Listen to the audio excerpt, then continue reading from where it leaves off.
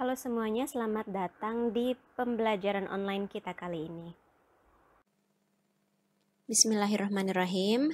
Ini adalah pertemuan pertama kita dalam mata kuliah desain grafis. Jadi untuk pertemuan pertama ini tidak akan terlalu banyak materi yang akan kita bahas, tetapi akan lebih banyak kepada pengenalan kelas dan apa yang akan dibicarakan di kelas, apa yang akan ditugaskan di dalam kelas, dan lain sebagainya. Kita langsung saja, rekan-rekan sekalian. Untuk materi pada pertemuan pertama kali ini, kita akan fokus kepada introduction kepada mata kuliah ini, kemudian akan ada sedikit diskusi. Dalam hal ini saya akan memberikan sedikit penjelasan terkait dengan desain grafis dan melihat beberapa aktivitas kelas, apa yang bisa diekspektasi oleh mahasiswa di dalam kelas desain grafis, dan lain sebagainya.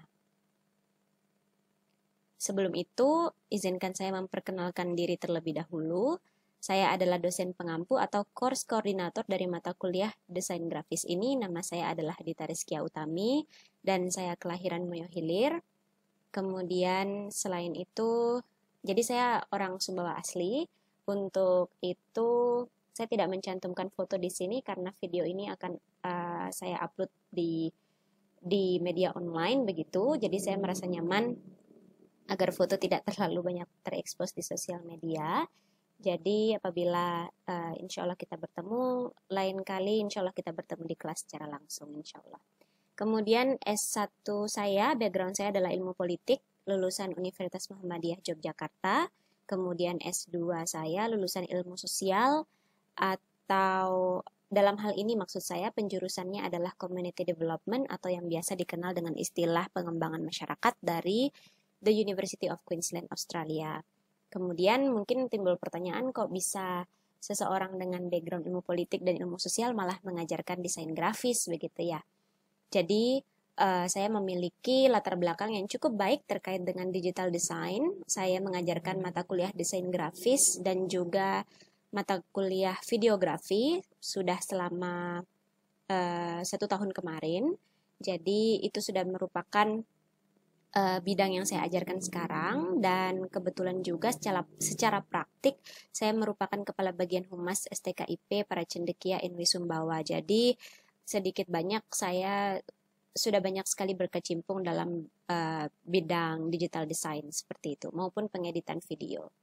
Demikian sehingga saya dipercayakan untuk mengampu mata kuliah desain grafis pada semester 1 ini di tahun ajar 2022-2023. Selanjutnya kita akan masuk ke kontrak belajar kita, atau mungkin di sini akan ada beberapa tata tertib lah istilahnya di dalam mata kuliah kita. Ini lebih kepada untuk kelas reguler, jadi akan saya skip saja karena kami sudah membahas ini di kelas secara tatap muka. Kemudian ini juga untuk kelas reguler yang mana juga sudah dibahas ketika tatap muka. Dan ini adalah untuk kelas extension. Course kontrak ini berupa, ya intinya isinya adalah berupa aturan di dalam kelas yang mana saya harap bisa dijadikan sebagai acuan dalam kegiatan kita selama 1 semester ke depan. Pertama adalah sarana komunikasi dan diskusi terkait dengan perkuliahan kelas extension ini adalah hanya melalui WhatsApp group. Jadi hal-hal yang mungkin tidak sempat saya sampaikan dalam video seperti ini atau hal-hal yang tidak sempat saya sampaikan dalam materi yang saya berikan secara online, itu bisa kita diskusikan di grup seperti itu. Seperti misalnya mungkin ada yang menanyakan seperti beberapa waktu yang lalu ada yang menanyakan misalnya apakah kelas extension boleh masuk kelas bersama kelas reguler? Tentu boleh.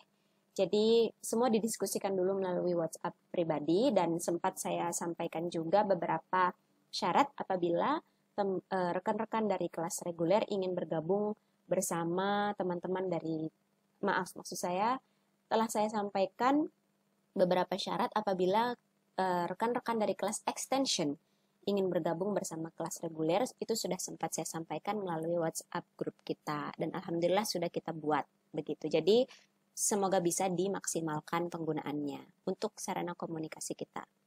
Kemudian Waktu belajar kita tentunya sama seperti kelas reguler, 2 SKS atau 2 kali 50 menit dengan materi yang dapat diakses melalui Moodle atau WA Group.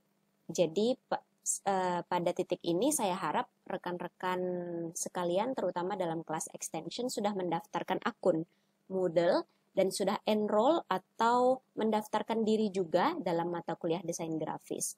Jadi di sana semua saya akan update lebih lengkap lagi tentang mata kuliah kita. Untuk saat ini, karena ini adalah pertemuan pertama, saya juga akan mengirimkan materi ini melalui WhatsApp grup kita. Kemudian, materi belajar dan tugas yang diberikan itu sifatnya wajib dikerjakan setiap minggunya dengan batas waktu hingga hari Sabtu. Jadi, mekanisme ini berlaku sebagaimana yang telah kita sepakati sebelumnya saat saya menyapa rekan-rekan sekalian di WhatsApp grup. Jadi karena kelas reguler itu memiliki jadwal di hari Kamis, maka untuk kelas extension kita ulur sedikit waktu pemberian materinya, yaitu di hari Seninnya. Hari Senin atau Selasa saya memberikan perpanjangan waktu sedikit dengan rasionalisasi mempersiapkan materi. Jadi di hari Senin atau Selasa saya akan mengupload materi yang diberikan. Kemudian karena ini merupakan kelas extension, maka saya akan memberikan waktu yang luas kepada rekan-rekan sekalian untuk mempelajari materi serta mengerjakan tugas yang ada terkait dengan materi tersebut. Saya berikan waktunya dalam rentang waktu hari Senin tersebut sampai hari Sabtu. Begitu. Jadi batas waktunya adalah di hari Sabtu. Jika bisa menyelesaikan perkuliahan dengan langsung di hari Senin, lebih bagus lagi. Jika tidak bisa juga tidak apa-apa, dengan catatan batas waktu hingga hari Sabtu. Tentunya perlu diingat juga bahwa saya harap rekan-rekan tidak mengganggu juga waktu mata kuliah lain. Begitu. Jadi pada kelas extension ini memang kami sangat mengharapkan rekan-rekan sekalian agar bisa memanage waktu atau mengatur waktunya dengan baik, begitu terkait dengan memilah, membagi-bagi waktunya, mengerjakan mana yang duluan, mata kuliah mana yang diselesaikan terlebih dahulu, begitu. Jadi karena saya memberikan kelonggaran waktu yang cukup luas, maka tidak masalah apabila mata kuliah saya baru dikumpulkan tugasnya misalnya di sekitar hari Kamis atau Jumat atau Sabtu, begitu, itu tidak masalah.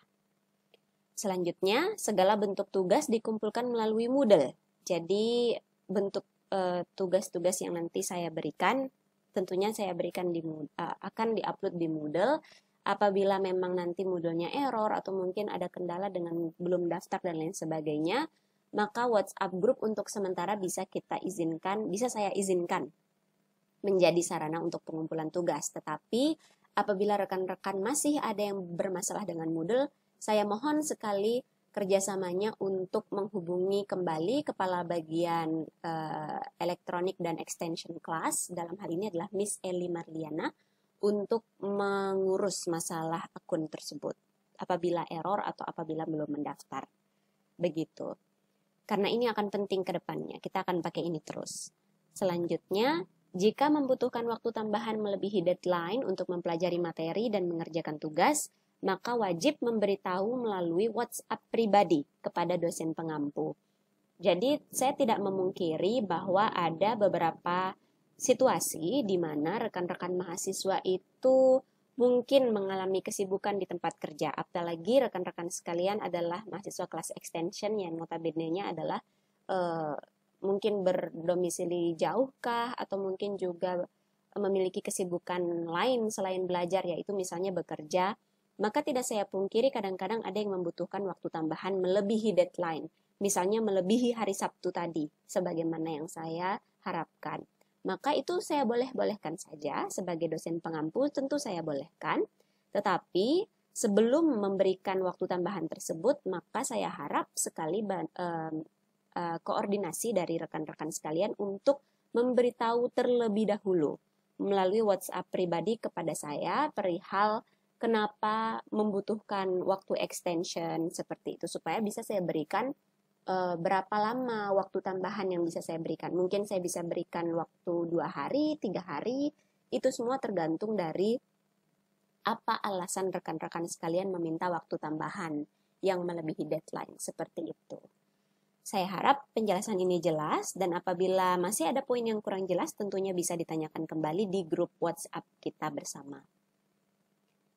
Selanjutnya kita masuk dalam sedikit materi mengenai graphic design atau desain grafis.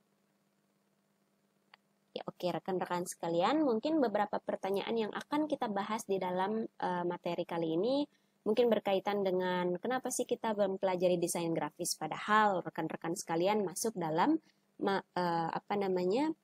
pendidikan bahasa Inggris seperti itu. Tapi kenapa malah mempelajari desain grafis? Nah, itu kita akan bahas sedikit. Kemudian apa itu desain grafis, sulit atau tidak?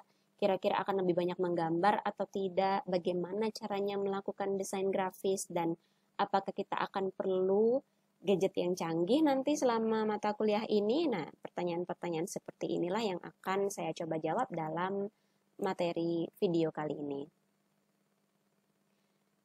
Pertama, apa itu desain grafis? Di sini saya merangkum setidaknya 3 pengertian desain grafis dari sumber berbeda. Ada yang saya ambil dari Kamus Umum, di mana itu pengertiannya adalah seni atau kemampuan dalam mengombinasikan teks dan gambar dalam periklanan, majalah, atau buku. Kemudian ada juga definisi dari American Institute of Graphic Arts, di mana di desain grafis didefinisikan sebagai perancangan serta proyeksi ide, gitu, melalui konten visual dan tekstual. Ada juga melalui pengertian dari Wikipedia, di mana fokusnya adalah lebih kepada menggunakan elemen visual, kemudian melibatkan proses komunikasi visual dan juga desain komunikasi. Saya harap rekan-rekan sekalian membaca dengan saksama pengertian ini, dan perlu dipahami bahwa saya tidak mengharapkan setiap mahasiswa untuk menghafal secara tekstual semua definisi dan lain sebagainya, hanya perlu digarisbawahi saja. Nah, dalam hal ini dari ketiga definisi ini, kira-kira menurut rekan-rekan apa itu desain grafis? Cobalah untuk definisikan berdasarkan bahasa rekan-rekan sendiri. Begitu. Jangan mengikuti konteks tekstual yang saya berikan di sini. Cukup dibahasakan dengan bahasa sendiri, maka dengan demikian insya Allah akan lebih gampang dipahami, lebih mudah untuk diingat dalam jangka waktu yang panjang. Begitu. Selanjutnya, kita masuk dalam pembahasan tentang pentingkah kita mempelajari desain grafis ini. Jadi ini pertanyaan yang krusial sekaligus juga yang mungkin pertama kali muncul, kenapa saya sebagai mahasiswa pendidikan bahasa Inggris malah mempelajari desain grafis. Nah, itu sedikit banyak berkaitan dengan tuntutan kita, rekan-rekan sekalian, di era industri 4.0 ini, di mana semua orang dalam hal ini, semua pekerja dalam hal ini juga termasuk diantaranya guru, calon guru yang mana merupakan produk dari sekolah-sekolah tinggi berjurusan pendidikan seperti kita.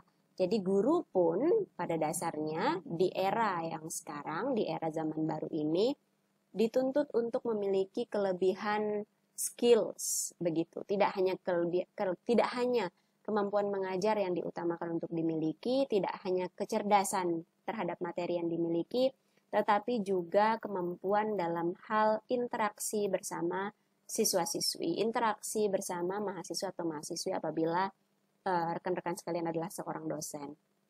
Jadi, dalam hal interaksi bersama murid-murid ke depannya nanti, apalagi karena murid-murid ini adalah generasi, kalau istilahnya adalah generasi Z begitu ya.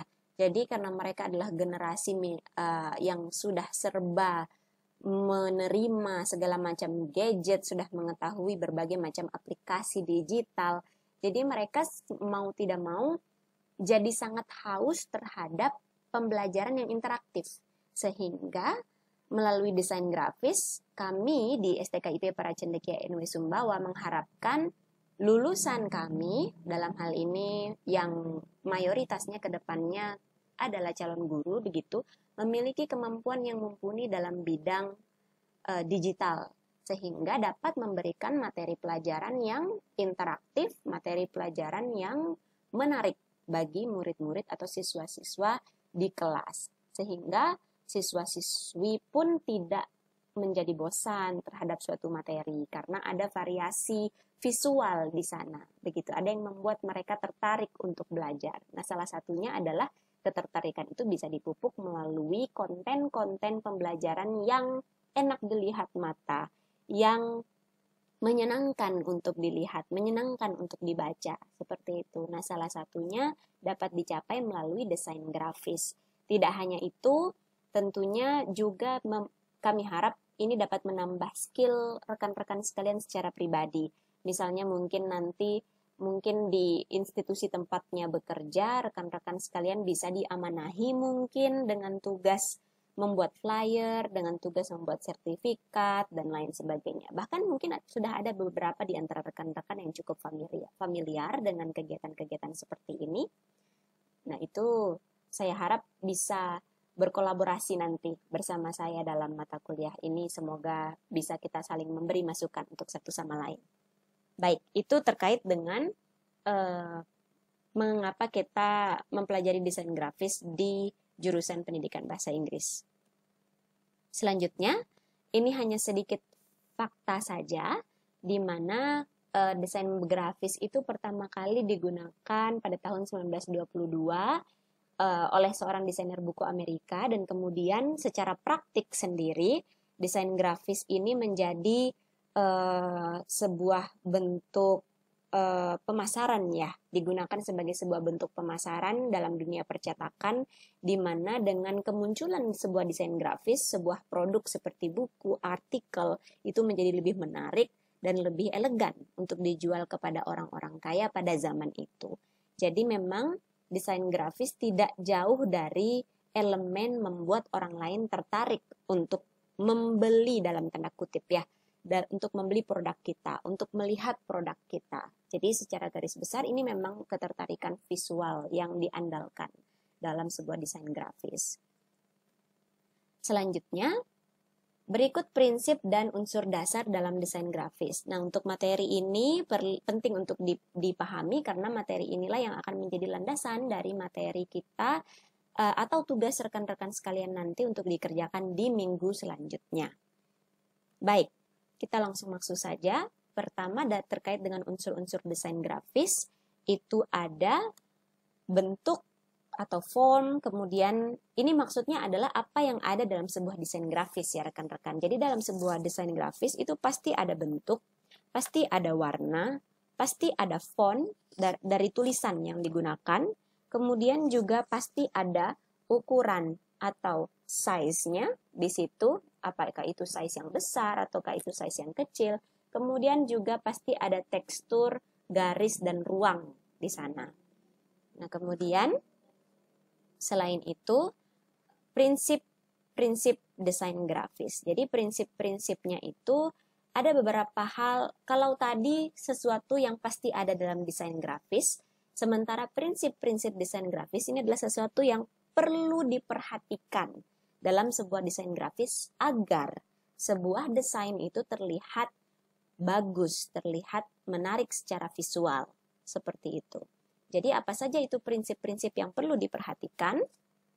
Pertama ada keseimbangan, kemudian ritme, tekanan, proporsi, kesatuan, dan bentuk lain yang dan hal-hal lain yang berkutat dengan pembentukan aspek struktural komposisi yang lebih luas seperti konsiderasi audiens, resources, dan lain-lain. Ini maksudnya seperti apa? Jadi sebagai contoh kita ambil saja PPT yang saya sediakan ini, background PPT yang saya sediakan.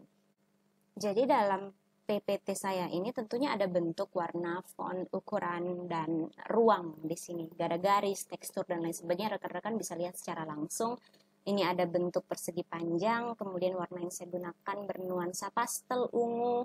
Ada font juga yang saya gunakan. Di sini menggunakan Anissa Signs. Kemudian ukurannya juga ukuran yang bisa membuat rekan-rekan membaca dengan baik tulisan ini. Kemudian juga ada ruang yang saya sediakan, misalnya ini ruang untuk tulisan, kemudian di sini adalah ruang batas sebelah kiri, kemudian batas sebelah kanan, batas bawah, seperti itu. Jadi ini adalah hal-hal yang selalu ada dalam desain grafis. Tapi secara prinsipnya kalau menganalisa secara prinsip, apakah desain ini atau background PPT ini sudah cukup baik atau tidak menurut rekan-rekan sekalian. Nah, misalnya di situ bisa dianalisa apakah sudah cukup seimbang ini sebelah kiri dan sebelah kanan saya, kotak ini mungkin apakah dia sudah sama rata begitu, apakah sudah memiliki unsur yang sama, ukuran yang sama begitu. Kemudian sebelah sini mungkin apakah sudah cukup rata, sebelah kiri ini, sebelah kanan juga apakah sudah cukup rata begitu. Kemudian bagaimana dengan tekanannya? Misalnya tekanan garis. Di sini tekanan yang untuk judul di atas, saya memang tidak taruh judul, tapi di sini garisnya lebih tebal misalnya dibanding dengan garis kotak yang di bawah begitu. Karena memang untuk garis judul saya desain untuk lebih tebal.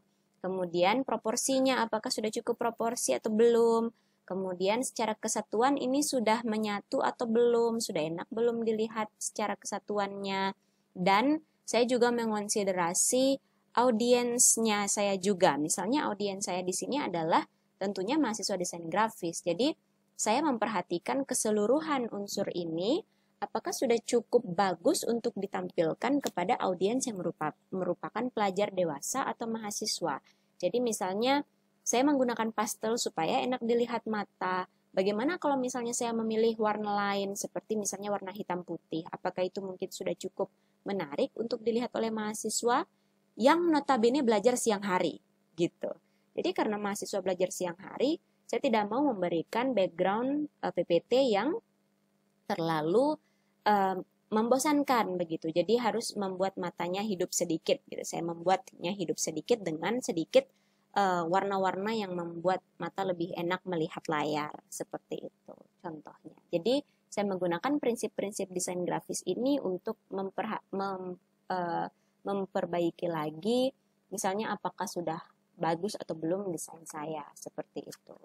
Selanjutnya, nah ini adalah 3 contoh poster yang mana nanti akan sedikit kita jadikan sebagai bahan analisa ya. Misalnya dalam hal ini saya coba menganalisa yang tengah dulu. Poster novel coronavirus ini. Kalau kita perhatikan di sini, kita bisa melihat sekali langsung bahwa tentunya mereka poster ini maksud saya, poster yang di tengah ini memiliki unsur-unsur yang ada dalam desain grafis. Dia punya tulisan, dia punya font di sini, dia punya bentuk di sini, ada pakai bentuk kotak warna kuning misalnya, kemudian ada bentuk kotak dengan pinggiran yang lebih tumpul begitu di bawah sini, ya. Kemudian juga ada unsur warna yang juga warna-warni, ada merah, kuning, dan lain sebagainya. Kemudian ukuran juga terlihat berbeda. Di situ ada tulisan yang besar seperti tulisan novel coronavirus, ada tulisan yang kecil seperti dalam detail pencegahan di bawah ini.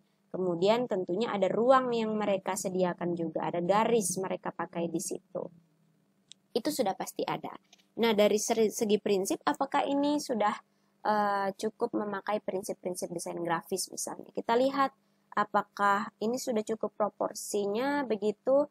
Oh kan misalnya saya mengomentari bagian yang ini terlalu kecil tulisannya, tapi memang kalau kita konsiderasi tulisan yang kecil seperti ini ditaruh memang merupakan informasi pelengkap, di mana kenapa ini informasi pelengkap? Karena informasi utamanya sudah ditaruh di tulisan yang besar seperti ini. Novel coronavirus. Kalau kita melihat kata novel coronavirus COVID-19, kita sudah langsung berpikir, oh otomatis poster ini tentang virus tersebut. Begitu. Kemudian kita juga melihat tulisan gejala klinis yang cukup lebih besar lah daripada tulisan yang lain. Jadi seolah-olah poster ini mengajak kita untuk membaca tentang gejala klinisnya. Di mana di sini gejala klinisnya ditulis dengan tulisan yang lebih tipis. Kemudian kita juga bisa lihat ada tulisan kata pencegahan yang lebih besar di sini. Jadi tulisan pencegahan ini otomatis isinya adalah meskipun kecil tulisannya seperti ini, pasti isinya adalah sesuatu yang berkaitan dengan upaya untuk mencegah diri terpapar dari novel coronavirus seperti itu.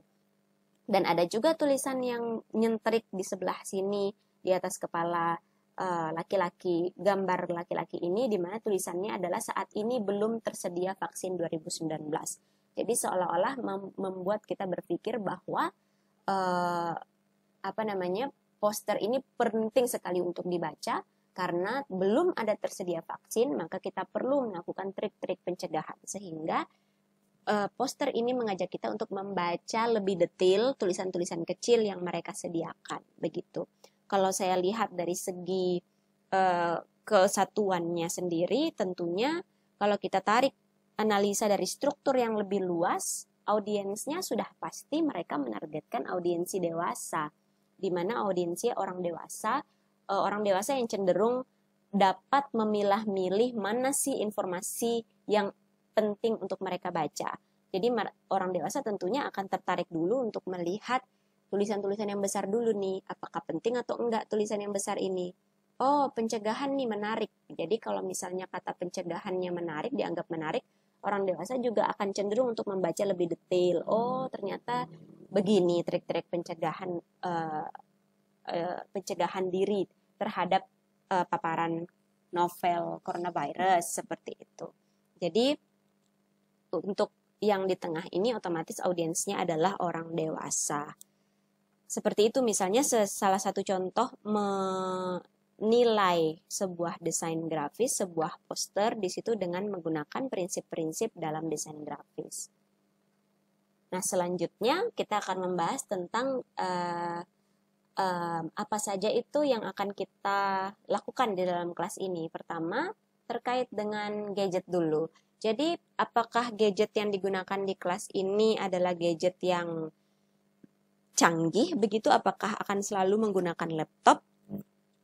Jawabannya adalah tidak.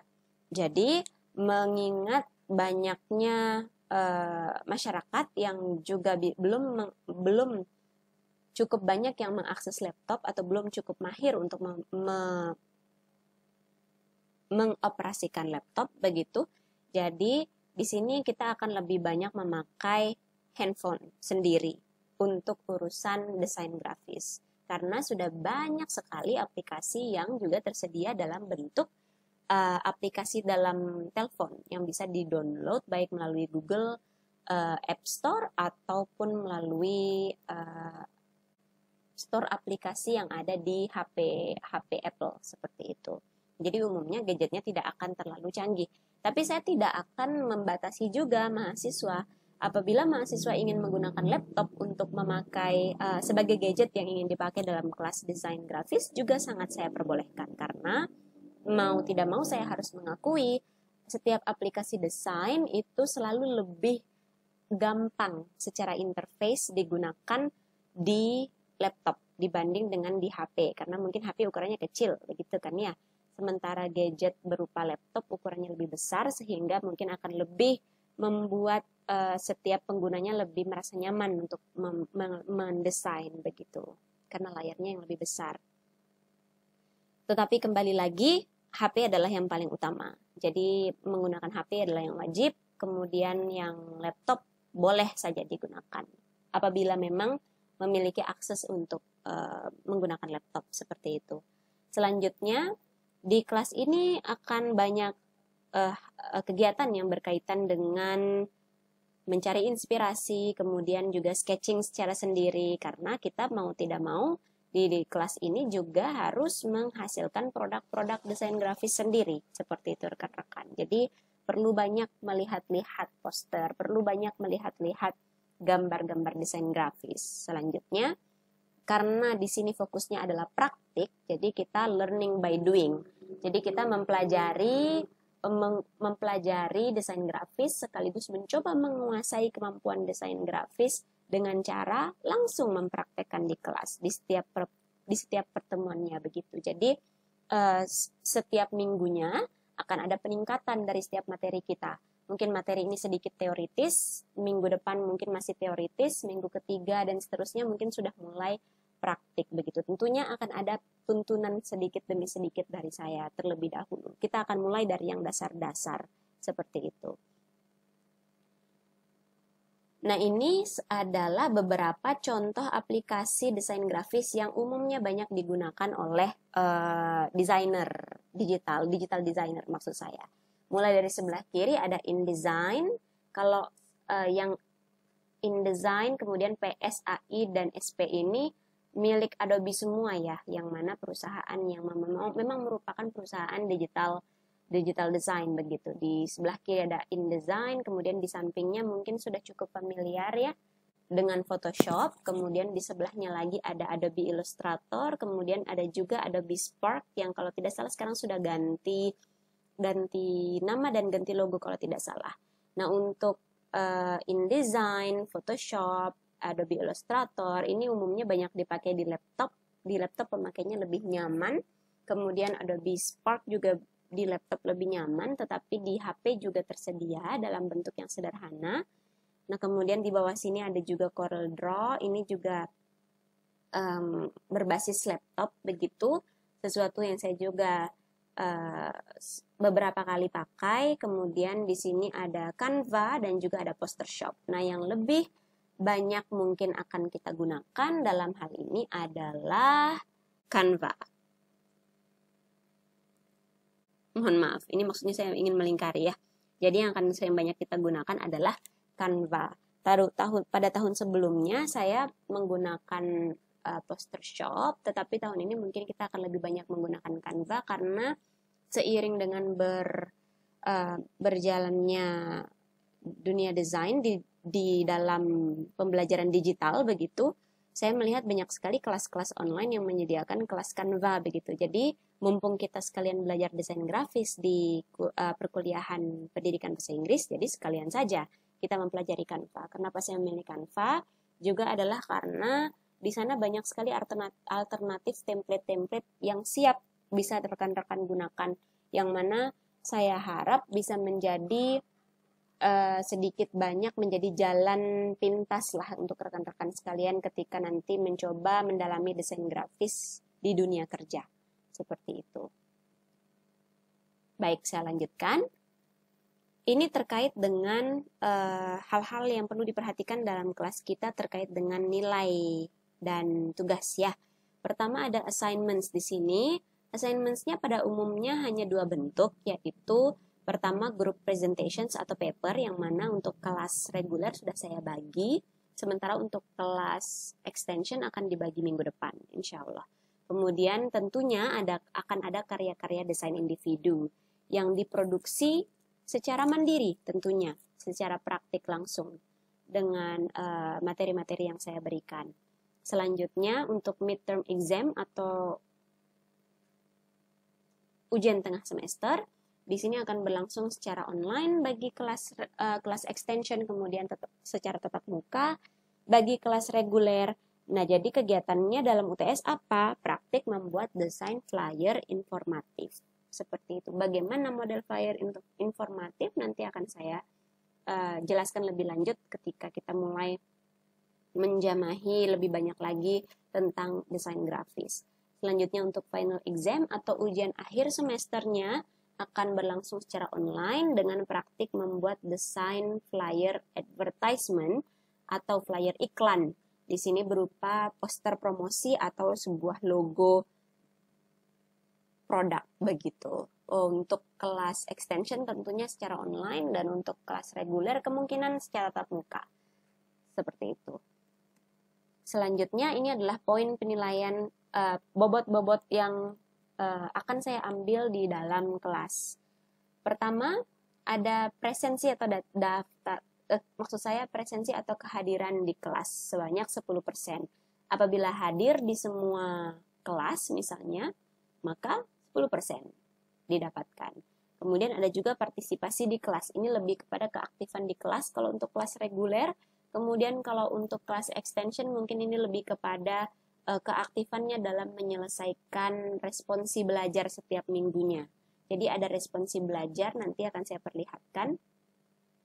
Responsi belajar yang umumnya pertanyaan-pertanyaan singkat saja berupa pelajaran kita, berupa pertanyaan reflektif yang perlu dijawab seperti itu.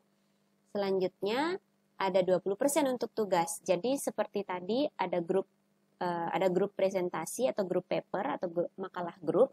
Kemudian ada karya-karya individu, nah itu masuk dalam tugas ini. Selanjutnya ada UTS atau midterm yang mana bobotnya lebih tinggi lagi sekitar 25%. Kemudian ada UAS dengan bobot paling tinggi 35%. Seperti itu. Jadi kalau rekan-rekan mau menargetkan mendapat poin 100 dalam kelas ini, maka perlu mengexcelkan atau perlu memaksimalkan semua poin-poin ini, 5 poin penilaian ini, seperti itu. Untuk takarannya sendiri, kita bisa mengacu ke sini. Jadi jika menargetkan nilai A, maka targetkanlah minimal 85 poin. Misalnya dari 100 poin, maka jangan sampai lebih dari 15 poin yang hilang, begitu, untuk tetap mendapat nilai A. Selanjutnya A-, kisarannya adalah 80 sampai 84 poin dan seterusnya. Ini adalah untuk poin penilaian untuk bisa dijadikan pegangan selama 1 semester ke depan. Jadi rekan-rekan sekalian bisa menargetkan mau mendapat nilai apa di mata kuliah ini. Apabila menargetkan A, maka coba rujuk kembali ke poin penilaian tadi. Kalau mau dapat A, berarti mungkin maksimal di mana nih? Apakah saya harus ikut UAS? Berarti saya harus ikut UAS. Berarti saya harus ikut UTS. Berarti saya harus sering hadir di kelas, begitu. Kemudian tugas seenggaknya saya kerjakan setengahnya, baru bisa dapat A. Misalnya seperti itu. Bisa ditargetkan. Selanjutnya, nah ini adalah pertanyaan refleksi khusus untuk kelas extension, yang mana merupakan pertanyaan-pertanyaan yang wajib dijawab sebagai responsi belajar. Jadi, saya nggak tahu tentunya apakah rekan-rekan belajar atau tidak, apakah rekan-rekan paham atau enggak, gitu kan. Jadi, saya akan mengecek pemahaman rekan-rekan terhadap apa yang saya sampaikan ini dengan meminta rekan-rekan untuk menjawab pertanyaan berikut ini. Ada 6 pertanyaan. Jadi pertama, bagaimana Anda mengartikan makna desain grafis? Gunakan bahasa Anda sendiri tanpa mengikuti definisi yang telah diberikan. Jadi pertanyaannya umumnya ringan, sebagaimana yang sudah saya bahas di dalam video ini. Ada 4, 5, 6 pertanyaan. Seperti itu. Khusus untuk pertanyaan nomor 6, gunakan unsur dan prinsip desain grafis untuk memberikan komentar Anda terhadap 2 poster berikut. Posternya adalah ini, ada 6A dan 6B. Jadi, gunakanlah prinsip desain grafis untuk menganalisa poster ini. Apakah sudah cukup bagus? Apakah sudah belum cukup bagus? Kalau belum cukup bagus, kira-kira apa yang bisa dimaksimalkan? Bagaimana dengan 6B? Apakah sudah cukup bagus atau apakah belum? Apabila cukup bagus, kenapa? Dan apakah apabila belum cukup bagus, juga bagaimana cara kira-kira solusi dari rekan-rekan untuk lebih memperbaikinya, seperti itu. Tidak perlu analisa yang terlalu dalam, cukup yang ringan-ringan saja, cukup analisa yang pendek juga tidak masalah. Yang penting tetap menggunakan prinsip-prinsip dalam desain grafis sebagaimana yang sudah saya jelaskan tadi dan juga sudah saya contohkan di poster novel coronavirus tadi. Begitu rekan-rekan. Selanjutnya terkait dengan kelas extension, di mana bisa menjawab pertanyaan-pertanyaan tadi. Pertanyaan-pertanyaan tadi dapat dijawab di dalam file dokumen atau PDF, ya. Tadi sudah sempat saya jelaskan juga di sini, dikumpulkan dalam file PDF atau Microsoft Word, begitu. Filenya bisa diambil di mana? Template filenya bisa diunduh di Moodle atau WhatsApp group. Karena ini adalah pertemuan pertama, saya juga akan memberikan template-nya di WhatsApp group. Bagaimana bentuk template yang diisi tersebut untuk mengisi jawaban dari 6 pertanyaan itu? Jadi, saya harap rekan-rekan mendownload template tersebut dan menjawab langsung di template tersebut. Nanti ada isinya seperti ini. Ada nama mahasiswa, tinggal diketik namanya siapa. NPM atau NIM-nya berapa, berarti nomor induk mahasiswanya berapa. Mata kuliah ini mata kuliah apa? Tentunya desain grafis. Dosen pengampunya siapa? Tentunya atas nama saya. Dan pertemuan keberapa? Otomatis pertemuan pertama. Kemudian di sini bisa ditulis jawabannya apa. Misalnya bisa ditulis nomor 1, jawabannya adalah bla bla bla bla. 2, bla bla bla bla. 3, dan seterusnya. Jawabannya apa. Ini khusus untuk kelas extension. wajib dikumpulkan pada hari maksimal hari Sabtu. Demikian, jadi tidak lebih dari hari Sabtu. Apabila membutuhkan waktu tambahan karena ada kesibukan, maka tolong segera hubungi saya sebelum hari Sabtu. Jadi saya harap hari Kamis maksimal sudah menghubungi saya. Misalnya bisa menghubungi dengan mengatakan, mohon maaf Miss Dita, untuk tugas pada minggu ini saya belum bisa menyelesaikan sesuai deadline-nya karena saya memiliki kesibukan di tempat kerja berupa kesibukan ini seperti itu. Jadi saya minta waktu tambahan misalnya. Jadi itu harus didiskusikan bersama saya melalui WA pribadi sebelum hari Sabtu. Apabila ingin mendapatkan tambahan waktu untuk mengerjakan tugas ini seperti itu. Insya Allah tugasnya ringan ya rekan-rekan sekalian, hanya sekedar merefleksi kembali apa yang sudah rekan-rekan pelajari. Saya juga ingin melihat pemahamannya rekan-rekan terhadap apa yang telah saya sampaikan. Apakah yang saya sampaikan ini sudah cukup jelas? Saya juga ingin melihat apakah justru malah dari jawabannya terkesan penjelasan saya berarti ada yang kurang kah atau sudah cukup jelas begitu. Jadi juga akan membantu saya untuk merefleksi metode mengajar yang saya berikan. Baik, demikian untuk pertemuan kita pada pertemuan pertama kali ini. Thank you for attending the class and good luck with your group presentations untuk kelas reguler dan good luck with your assignment untuk kelas extension. Billahi taufiq wal hidayah. Wassalamualaikum warahmatullahi wabarakatuh.